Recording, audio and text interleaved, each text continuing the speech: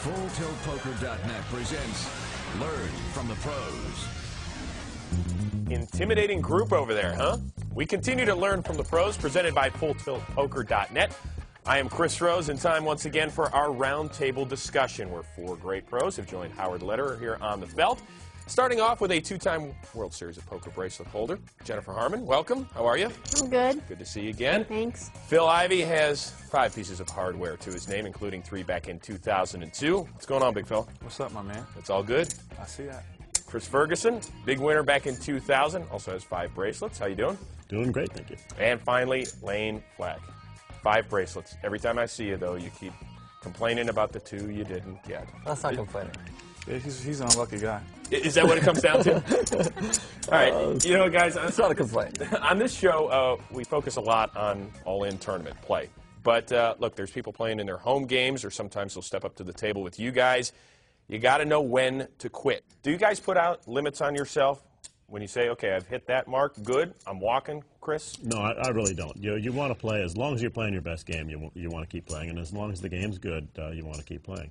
I think a lot of people, what happens to them is they start to lose money, and actually, after they start to lose money, they actually start playing worse because they get frustrated. And that's when a common mistake they make is to play too long.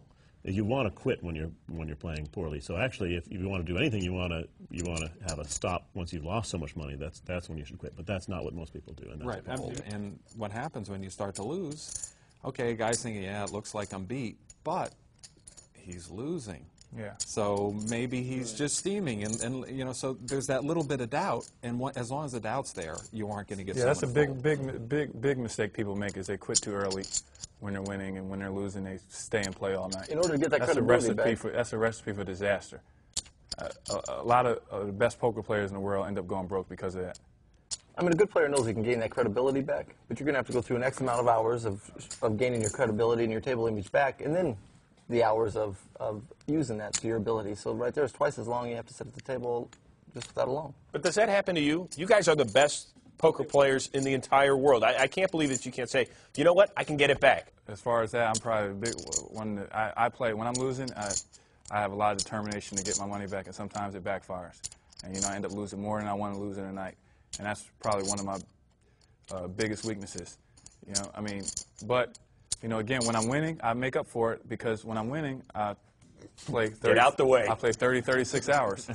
You know, if necessary. 30 to 36 hours? I mean, I play longer. If you're winning, other people are losing in the game. So they're going to play a lot worse against you, and you have such an unbelievable table image that you can take total advantage of that bluff so many pots because they think, oh, he's got it again, and they'll throw their hands away because they're already defeated. If you've never had to turn a hand over for a long time, well, you got a lot of power at that table. I mean, people have no idea what you're doing, and you just keep abusing that and abusing that and abusing Plus, that. a lot of poker is so mental too. Like sometimes when you're winning, you just feel like you just can't lose. You just know some nights you're just not going to lose, and the other times you sit down and you start losing a couple of pots, you just feel like, man, it's going to be tough to win tonight.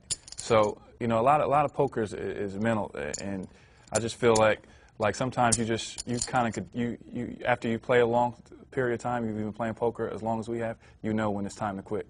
All of this is judgment, though, and I think one of the things that can really devastate a player is when you're doubting your sort of decision process about whether you should have continued to play or not. And I think that if away from the table, in the cool and calm of like, you know, a day off, or you're just at your house, okay, you know, tonight I'm going to play this game, and you set down some rules ahead of time.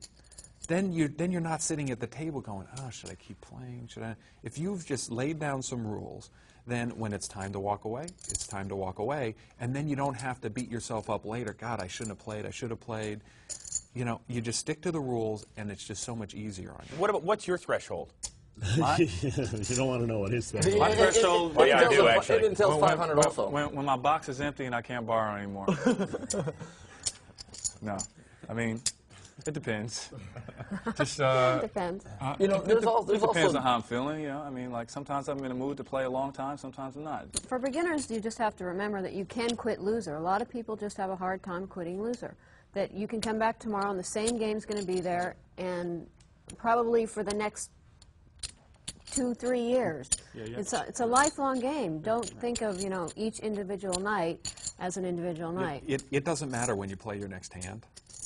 It could be tomorrow or next week. Unless you got to go home and face that wife that says, no, you're not going back. You lost yesterday. Right there, you're forced to win. That's when you got to have the talk before you step outside. But statistically speaking, your next hand is your next hand. And if it's in 5 minutes when you've just taken a big loss. I want to put that on TV, that Lane's got to step up to the plate to get married. He has a wonderful girlfriend. All right, unfortunately, tune into Dr. Phil next week to see if Lane Flack does get married. Guys, I am going to get up from the table. Unfortunately, we have to close the discussion. As always, great job. Pleasure seeing all of you again. To learn, chat, and play with the pros, go where they live. FullTiltPoker.com.